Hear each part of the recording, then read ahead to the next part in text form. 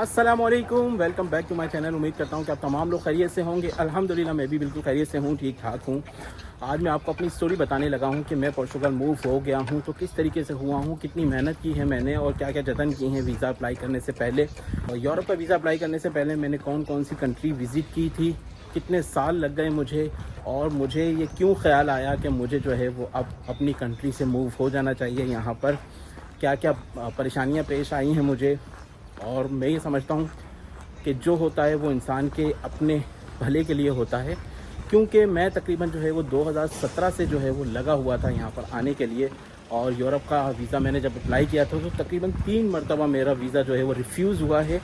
और सबसे पहले जो मैंने यूरोप का वीज़ा अप्लाई किया था वो किया था 2019 में, और मैंने जैसा कि आपको बताया कि जो होता है अच्छे के लिए होता है। उस दौरान जो है वो कोविड आ गया था, मेरा वीज़ा जो है वो अच्छा हुआ था कि रिफ्यूज़ हो गया था। क्योंकि अगर मैं 2019 में यहाँ पर आता तो शायद मैं यहाँ पर कामयाब नहीं हो सकता था, क्योंकि मेरे आते ही यहाँ पर कोविड आ जाना था और मैं जो है वो बहुत परेशान हो जाता। तो चलिए वीडियो को स्टार्ट करते हैं, और मैं शुरू से आपको एक एक बात बताऊंगा कि मैंने सबसे पहला वीज़ा कौन सा अप्लाई किया था, वो कितने दिन में मिला था, मेरी बैंक स्टेटमेंट कितनी थी, मेरा क्या बिज़नेस था, और किस तरीके से आप लोग भी अपनी ट्रैवल हिस्ट्री बना सकते हैं और किस तरीके से पोर्चुगल मूव हो सकते हैं। तो चलिए वीडियो को स्टार्ट करते हैं। अच्छा जी, ये बात है सन 2017 की, और मैंने फ़र्स्ट टाइम जो है इंटरनेशनल ट्रिप किया था। एक्चुअली मैं जो है वो यूट्यूब देख रहा था और मेरा बर्थडे भी आने वाला था, तो मैंने सोचा क्यों ना जो है वो अपने आप को एक छोटा सा ट्रिप दिया जाए। एक्चुअली मेरी आदत है, जब से मैंने जो है वो काम करना शुरू किया है, पैसे वैसे थोड़े से आने लग गए हैं, तो मैं जो है वो हर साल अपने आप को गिफ्ट देता हूँ। क्योंकि और लोग मुझे गिफ्ट देते नहीं हैं, तो मैं अपने आप को ही गिफ्ट देता हूँ। तो मैं यूट्यूब देख रहा था और मैंने वहाँ पर एक चैनल देखा माउंटेन ट्रेकर के नाम से, कि वो जो है वो साहब घूम रहे हैं थाईलैंड में। तो मैंने सोचा यार मैं भी जो है वो थाईलैंड जाता हूँ। तो फिर बस ऐसे ही मैंने जो है वो अपने एक दोस्त को कॉल की और मैंने कहा कि यार घूमने चल रहा है। उसने बोला हाँ यार गर्मियाँ भी आने वाली हैं, चल यार चलते हैं नारायण कगान। मैंने बोला नहीं यार नारायण कगान नहीं जाना है, मुझे थोड़ा सा आगे जाना है। तो कहने लगा कहाँ जाना है यार उससे आगे। मैंने बोला यार आउट ऑफ कंट्री चलते हैं कहीं घूमने। बोला ओ तेरी बहुत खर्चा आ जाएगा, कहाँ जाएगा। मैंने बोला यार बस चलेंगे कहीं ना कहीं, तो मुझे पता चल रहा है। बोला यार अभी रात के जो है 12 बज रहे हैं, सो जा सुबह बात करेंगे। मैंने बोला चलो ठीक है। सुबह उठ के मैंने कॉल की उसे, मैंने बोला हाँ भाई क्या इरादा है। बोला है यार वाकई में। मैंने बोला हाँ जी वाकई में जाना है। फिर वो मेरे पास आया और मैंने जो है वो डिस्कस की उससे, तो वो कह रहा कि यार मेरा पासपोर्ट जो है ना बनवाना पड़ेगा। मैंने बोला चलो। उसी टाइम जो है वो हम लोग गए, पासपोर्ट बनवाया, 1 हफ्ते में हमारा उसका पासपोर्ट बन के आ गया। फिर मैंने वीज़ा अप्लाई किया और हम दोनों का वीज़ा थाईलैंड का लग गया। उसकी भी अच्छी प्रोफाइल थी और मेरी भी जो है वो प्रोफाइल अच्छी थी। प्रोफाइल से मुराद ये होता है कि आपका बैंक स्टेटमेंट होना चाहिए आपके पास, अगर आप बिज़नेस कर रहे हैं तो आपका NTN वगैरह होना चाहिए। बहरहाल हमारा जो है वो थाईलैंड का वीज़ा लग गया और हम लोग जो है वो थाईलैंड चले गए। जब मैं थाईलैंड पहुंचा हूँ ना, तब मेरा जो है वो थोड़ा सा दिमाग रोशन हुआ है। मैंने कहा यार हम लोग कहाँ रह रहे हैं, कहाँ जी रहे हैं और दुनिया कहाँ है। तो बस फिर जो है वो ट्रैवलिंग का शौक़ मुझे वहाँ से हो गया, और मैंने कभी भी नहीं सोचा था कि मैं जो है वो मूव हो जाऊँगा पाकिस्तान से। ये मैंने कभी भी नहीं सोचा था। मुझे इससे पहले भी बहुत सारे मौके मिले थे पाकिस्तान से बाहर जाकर काम करने के लिए, मगर मैं कभी भी नहीं गया। सन 2005 में मुझे एक मौका मिला और जहाँ पर मैं काम करता था, तो उनकी पूरी फैमिली जो है वो शिफ्ट हो रही थी, मगर मैं उनके साथ नहीं गया। वो मुझे भी ले जाना चाह रहे थे। फ़र्स्ट टाइम मेरा जो पासपोर्ट बनवाया था उन्होंने ही बनवाया था 2005 में, और मैं उनके साथ नहीं गया। 2014 में फिर एक साहब मुझे दुबई ले जाने के लिए बिल्कुल एग्री थे और मेरा वीज़ा वगैरह भी लगवा दिया था उन्होंने। फिर भी जो है वो मैं नहीं गया, क्योंकि मुझे बड़ी मोहब्बत शायद आज भी है पाकिस्तान से। मैं जब थाईलैंड गया, वापसी आया मैं जब थाईलैंड से, तो मेरा जो है वो शौक़ और बढ़ गया ट्रैवलिंग के हवाले से। और तकरीबन 6 महीने गुजरे तो फिर मुझे दोबारा जो है वो शौक़ हुआ। अच्छा, ट्रैवलिंग भी एक नशा है, ये मैं आपको बताता चलूँ। ट्रैवलिंग जो है वो एक नशा है, और मैंने सोचा कि भाई अब मुझे जो है वो दोबारा ट्रैवल करना है यार। बहुत 6 महीने हो गए, मुझे दोबारा ट्रैवल करना है। अच्छा, अब मैंने जो है वो किसी भी दोस्त को कॉल नहीं की, क्योंकि जब आप एक मरतबा जाते हैं तो आपको एक्सपीरियंस हो जाता है सफ़र करने में। तो मैंने कहा कि भाई अब मैं जो है वो अकेला ट्रैवल करूँ, क्योंकि फ्रीडम जो है ना वो बड़ी एक अल्लाह ताला की नेमत है एक, और मुझे आज़ादी जो है ना बचपन से बहुत पसंद है और आज़ाद ख्याल बचपन से ही हूँ मैं। तो बहरहाल मैंने जो है वो प्लान बनाया अपना कि अब मैं जाऊंगा इंडोनेशिया, बाली, क्योंकि बाली का जो है वो मैंने बहुत देखा था यूट्यूब पर और बड़ा चार्म है बाली में, और पूरी दुनिया से लोग जो है वो बड़े आते हैं बाली में। तो मैंने कहा कि अब मैंने इंडोनेशिया जाना है और बराबर में उसके मलेशिया है, तो वो भी विज़िट कर लूँगा। तो मैंने ये 2 जगह का जो है वो वीज़ा अप्लाई किया, इंडोनेशिया का और मलेशिया का, और मेरा वीज़ा लग गया और मैंने फ़्लाइट ली कतर एयरवेज़ की और मैं चला गया इंडोनेशिया। मुझे कोई परेशानी नहीं हुई इंडोनेशिया की जो है वो इमिग्रेशन पर भी, मैं बिल्कुल बआसानी चला गया था। अच्छा, उसकी भी थोड़ी सी वीडियोज़ जो है ना वो मैंने बनाई हुई हैं, मैं शेयर करूँगा आपके साथ। एक और चैनल है मेरा फरहान शेख साहब के नाम से, और उसमें जो है वो मैंने वीडियोज़ जो है वो अपलोड की हुई हैं, मगर मुझे कोई इतना वो एक्सपीरियंस नहीं था उन दिनों कि व्लॉगिंग कैसे की जाती है, शायद आज भी नहीं है, मगर छोटी मोटी सी वीडियो मैंने बनाई हुई है। चैनल का लिंक मैं आपको दे देता हूँ, आप उस पर जाकर देख सकते हैं। मैं इंडोनेशिया गया, बहुत मैंने मज़ा किया, बहुत एंजॉय किया। 12 दिन रहा मैं, मैंने बहुत एंजॉय किया वहाँ पर। और फिर मैं वहाँ से ही जो है वो मलेशिया गया, और मलेशिया में तकरीबन 5 दिन रहा। तो वहाँ जो है वो थोड़ा सा मुझे बोर सा फील हुआ। मलेशिया में मुझे मज़ा नहीं आया, क्योंकि मेरी जो है वो तबीयत ख़राब हो गई थी, मुझे ज़ुकाम हो गया था। वापसी में आते टाइम जो है वो कतर एयरवेज़ कतर से होती हुई आई थी, तो मैंने मालूम किया वहाँ पर जो है वो वीज़ा ऑन अराइवल था कतर का, और मैंने सोचा कि चलो कतर भी हो लेते हैं। और तकरीबन 12 घंटे जो है वो स्टे था वहाँ पर कतर में, तो मैंने कहा कि 12 घंटे में मैं कतर भी घूम लेता हूँ। वीज़ा ऑन अराइवल था, मैंने वीज़ा लिया। थोड़ी सी परेशानी मुझे हुई, क्योंकि फ़र्स्ट टाइम में तो उन्होंने मुझे वीज़ा नहीं दिया, इमिग्रेशन ऑफिसर ने, और मुझे जो है बाहर ले आके दोबारा लॉबी में बिठा दिया। मगर मैंने थोड़ी सी जो है वो समझदारी की, मैं दोबारा चला गया इमिग्रेशन ऑफिस के पास, और किसी और दूसरे ऑफिस में गया इमिग्रेशन, और उसने मुझे जो है वीज़ा अप्रूव कर दिया। तो मैं कतर भी घूम के आ गया। बड़ा ज़बरदस्त सा ट्रिप रहा था ये मेरा, तकरीबन कोई 12 और 5 17-18 दिन का ट्रिप था। बहुत मैंने एंजॉय किया और मैं वापस आ गया। अच्छा जी, कतर की एक छोटी सी बात रह गई है, और वो मैं आपको बताता चलूँ कि कतर में जो है वो मुझे पुलिस ने पकड़ लिया था, एयरपोर्ट पुलिस ने, और तकरीबन मुझे 2 घंटे बिठाल के रखा है, जहाँ पर मंशियात जो है वो ले जा रहे होते हैं और उनकी चेकिंग होती है। एंटी नारकोटिक्स कहते हैं आई थिंक, तो वो वाले डिपार्टमेंट ने मुझे अपने साथ ले गए और मुझे तकरीबन 2 घंटे बिठाल के रखा। कुछ नहीं किया मुझे, ना मेरे बैग की तलाशी ली, कुछ भी नहीं किया, बिठाल के रखा। और मेरे पास जो है ना एक बड़ा सा गिम्बल था, उन दिनों जो है वो नया वो आया हुआ था, पता नहीं कौन सा था, जी का कौन सा, तो वो बहुत बड़ा था वो, और उसमें जो है वो कैमरा लगा के मैं जो है वो व्लॉगिंग करता था। किसी ने मेरी शिकायत कर दी कि ये बंदा जो है ना वो इंटरव्यू ले रहा है एयरपोर्ट के अंदर लोगों का, और जो है वो पुलिस आ गई, मुझे ले गए। बहरहाल बड़ी लंबी सी स्टोरी है वो, ये वाली वीडियो वैसे ही लेंथी हो गई है, किसी और वीडियो में आपको स्टोरी बताऊँगा। तो जनाब, मैं कतर से पाकिस्तान वापस आ गया हूँ। अब मैंने सोचा है कि थोड़ा सा जो है वो रेस्ट करना चाहिए, क्योंकि मैंने जो है वो काफ़ी सारे पैसे जो है वो खर्च कर दिए थे ट्रैवलिंग में। आपको पता है कि पाकिस्तान में जो है वो पाकिस्तान से ट्रैवलिंग करना इतना आसान नहीं होता, क्योंकि टिकट हमारा इतना महंगा होता है कि जिसकी कोई हद नहीं है। बहरहाल मैंने सोचा कि अब थोड़ा सा मैं स्टॉप लूँगा, और पैसे बहुत सारे खर्च कर दिए हैं मैंने। फिर उसके बाद जो है वो मैंने एक साल जो है वो रेस्ट किया और पैसे जमा किए।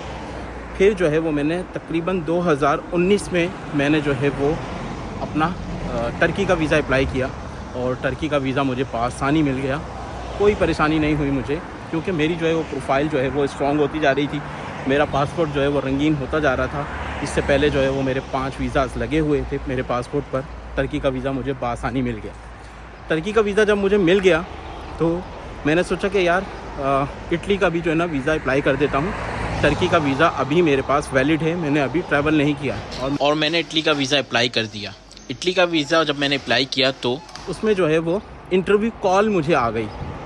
अच्छा, वो कॉल जो है वो हर किसी को नहीं आती है, ज़्यादातर लोगों के जो है वो वीज़ा अप्रूव करने होते हैं उन्होंने, तो वो कर देते हैं, और नहीं तो 2 दिन में ही पासपोर्ट वापस भेज देते हैं वो। मेरे पास इंटरव्यू की कॉल आ गई, और अनएक्सपेक्टेडली आ गई, मुझे पता ही नहीं था। मैं सो रहा था, सुबह के 9 बज रहे थे, मेरे पास कॉल आई TCL नंबर से, आपने जो है वो वीज़ा अप्लाई किया है इटली का। मैंने बोला कौन है ये? मैंने बोला जी ये किया है। बोले क्यों जा रहे हो? मैंने बोला हाँ यार मेरा घूमने का मूड है। मैंने उसको इस तरीके से बोला कि हाँ यार मेरा घूमने का मूड है। बोले सर ये ऑफिशियल कॉल है, यार ना बोलें। मैंने बोला सॉरी। उन्होंने कहा कि क्यों जाना चाह रहे हो? मैंने कहा कि मुझे ट्रैवलिंग का शौक़ है, और मैं जो है वो बहुत सारी जगह पे पहले भी ट्रैवल कर चुका हूँ, तो मैं जो है वो ट्रैवल करना चाहता हूँ। तो कह रहा है कि इटली ही क्यों आप जाना चाहते हो। अब मैं नींद में भी था और जो है वो मेरी तैयारी नहीं थी, तो मैंने कहा यार इटली के ना मुझे शॉपिंग करने का बहुत शौक़ है। इटली की जो है ना वो कपड़े वगैरह, गारमेंट्स और लेदर की चीज़ें ना बहुत अच्छी होती हैं, तो मुझे जो है वो शॉपिंग भी करनी है और मुझे घूमना भी है। आए हाय, बोले यार इटली आप शॉपिंग के लिए जा रहे हो? मैंने बोला नहीं, घूमने भी जा रहा हूँ और शॉपिंग भी करूँगा। बस वो मेरा बहुत ही कोई एक वीक सा पॉइंट था और मुझे बाद में अकल आ गई थी। उसने मुझसे बहुत सारी बातें की और मेरे बारे में बहुत कुछ पूछा और सब कुछ पूछा। आप कितने बहन भाई हैं और जो है वो आप घूमते रहते हैं, तो आपके छोटे भाई आपसे नाराज़ नहीं होते कि भाई आप घूमते रहते हो, आपके छोटे भाई ट्रैवलिंग नहीं करते? मैंने कहा कि भाई उनके अपने शौक़ हैं और मेरे अपने शौक़ हैं। उनको जो है वो क्रिकेट खेलने का शौक़ है। मेरा एक छोटा भाई है, वो जो है वो LLB कर रहा है। उससे जो छोटा भाई है वो जो है सॉफ्टवेयर इंजीनियर है। तो अपने अपने शौक़ हैं उनके। अच्छा जी, क्या काम करते हैं, क्या बिजनेस है आपका? मैंने कहा कि मेरी जो है वो मोबाइल की शॉप है। और कितने लोग काम करते हैं आपके पास? मैंने कहा मेरे पास 3 लोग काम करते हैं। और कितनी बड़ी है दुकान, कितनी बड़ी होगी? सारी चीज़ें पूछी भाई। मैंने बोला यार क्या हो गया यार। तो बहरहाल जो जो पूछते गए मैंने उन्हें जवाब देता गया, क्योंकि अपने मेरे बारे में पूछ रहे हैं तो मुझे तो पता ही होगा कि मैं क्या हूँ। 5 मिनट बाद उन्होंने जो है वो थैंक यू किया और कॉल रख दी। थोड़े दिन गुजरे और इटली का वीज़ा मेरा रिफ्यूज़। मैंने पासपोर्ट देखा, मुझे बड़ा अफसोस हुआ। और फिर बात मेरे आई जहन में कि यार ये इसको जूते वाली बात जो है ना बुरी लग गई है कि ये इटली से जूते ख़रीदने जा रहा है। मैंने बोला खैर है, कोई बात नहीं। मैं जो है वो फिर टर्की का वीज़ा वैलिड था और मैं टर्की चला गया 2019 में। टर्की से मैं घूम फिर के आया, बड़ा एंजॉय किया मैंने टर्की में, बहुत मज़ा आया टर्की में भी। और मैं वापस आ गया, मैं वापस आया हूँ और उन दिनों जो है वो फिर कोविड स्टार्ट हो गया। तो मैंने सोचा कि यार ये मेरा इससे पहले कोई भी वीज़ा रिफ्यूज़ नहीं हुआ है, ये इटली का जो वीज़ा रिफ्यूज़ हुआ है ना, ये मेरे लिए बहुत ही अच्छा हो गया। हो सकता है कि मैं जो है वो इटली जाता और मेरा मूड बन जाता कि मैं पोर्चुगल आ जाऊँ, और अगर मैं वहाँ आ जाता तो फिर मेरे लिए बहुत सारी परेशानियाँ हो जाती। यहाँ पर जो है वो आके मेरा कोई जान पहचान का कोई भी नहीं था पोर्चुगल में, तो मैं परेशान हो जाता। तो मैंने अल्लाह का शुक्र अदा किया कि मेरा वीज़ा रिफ्यूज़ हो गया है, शुक्र है अल्लाह का। 2020 ऐसे ही चला गया, 2021 ऐसे ही चला गया। 2021 के एंड में मैंने जो है वो दोबारा जो है वो स्पेन से वीज़ा अप्लाई किया। इटली का मेरा रिफ्यूज़ हो गया था, मैंने सोचा कि स्पेन से करता हूँ 2021 के एंड में। और दिसंबर में मैंने किया था कि न्यू ईयर के लिए मैं जाना चाहता हूँ। मेरा वीज़ा रिफ्यूज़ हो गया। तकरीबन उन्होंने मुझे 3 महीने बाद पासपोर्ट दिया है मेरा, और रिफ्यूज़। उसके बाद फिर जो है वो मैंने 2022 में मैंने जो है वो टर्की का वीज़ा अप्लाई किया। टर्की का वीज़ा मुझे लग गया और फिर मैंने सोचा कि चलो अब दोबारा मैं इटली का वीज़ा अप्लाई करता हूँ। तो फिर जो है वो इटली का वीज़ा मेरा रिफ्यूज़, टर्की का वीज़ा मेरे पास वैलिड है, इटली का वीज़ा मेरा रिफ्यूज़। फिर मुझे जो है ना वो थोड़ा सा वो होने लग गया कि यार तीसरी मरतबा जो है मेरा वीज़ा रिफ्यूज़ हो गया है, अब जो है वो मुझे वीज़ा लेना ही लेना है इसका। फिर मैंने सोचा कि चलो यार जो है वो वीज़ा रिफ्यूज़ होना तो हो गया, इसमें भी कोई भलाई होगी। और मेरे पास अभी टर्की का तो वीज़ा वैलिड है, 6 महीने तक का उस टाइम पे वैलिड होता था वीज़ा। तो मैंने कहा कि चलो मैं जो है वो टर्की विज़िट कर लेता हूँ। अच्छा, इतने में जो है वो मेरा एक दोस्त था, तो उसने कहा कि भाई मैं भी घूमने जाना चाहता हूँ, तो घूमता रहता है तो मुझे भी साथ में लेकर चल। मैंने उसका वीज़ा वगैरह अप्लाई किया और जो है वो उसको भी मैं साथ ले गया। अच्छा, यहाँ पर मैं आपको बताना चाहूँगा ट्रैवलिंग के हवाले से कि भाई 2 चीज़ों का आपने ख़ास तौर पे ख्याल रखना है जब आप ट्रैवलिंग के लिए जाएंगे तब। एक तो आपके पास सामान जो है ना वो कम होना चाहिए। ये जो मेरे पीछे बैग है ना, इस तरह का एक बैग है आपके पास तो बहुत अच्छा है। आप ज़्यादा सामान लेकर जाएंगे, जितना आपके पास सामान ज़्यादा होगा उतने ही जो है वो आपको परेशानियों का सामना होगा ट्रैवलिंग के दौरान। और दूसरा ये है कि आप जब किसी को साथ में लेकर जा रहे हैं या आप अपनी जो है वो गैदरिंग में जा रहे हैं, अगर उसके अंदर एक भी कोई बंदा थोड़ा सा भी जो है ना हैंकी फैंकी वाला है या आपकी जो है माइंड मैच नहीं करता उसके साथ, तो आपका सारा ट्रिप जो है ना बर्बाद हो जाएगा। ख़ास तौर पर ख्याल रखना है इन दोनों चीज़ों का। एक तो आपके पास सामान कम होना चाहिए और दूसरा जो है ना वो आपके साथ जो बंदा है ना, कोई भी है ग्रुप में, तो उसका जो है वो माइंड मैच होना चाहिए आपके साथ। तो ये वाली चीज़ों का आप ख्याल रखेंगे तो फिर जो है वो आपका ट्रिप बड़ा ज़बरदस्त सा रहेगा।